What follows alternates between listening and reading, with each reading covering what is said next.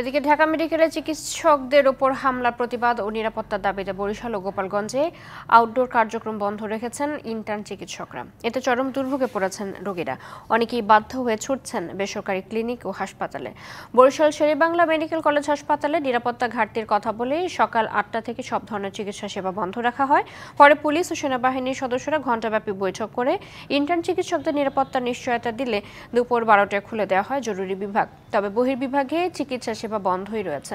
এতে চরম দুর্ভোগে পড়েন রোগীরা। অন্যদিকে গোপালগঞ্জে ২৫০ শয্যার জেনারেল হাসপাতাল এবং শেখ সায়রা খাতুন মেডিকেল কলেজ ও হাসপাতালের বহির্বিভাগের চিকিৎসা সেবা বন্ধ রয়েছে।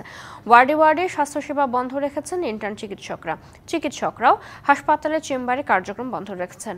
ডাক্তার দেখাতে না পেরে অনেকেই ফিরে যাচ্ছেন বাড়িতে, অনেকেই যাচ্ছেন বেসরকারি হাসপাতাল ও ক্লিনিকে।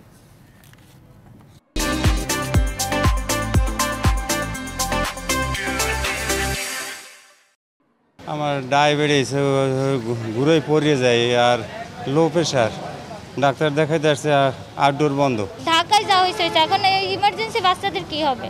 এই যে এত সব রোগী, তারা কি করবে বলেন? ডাক্তার ছাড়া তো আর রোগীরা চলতে পারবে না। আমি কাজুলিয়া থেকে আসছি গোপালগঞ্জ সদরে ডাক্তার দেখাইতে মেডিকেল কলেজে।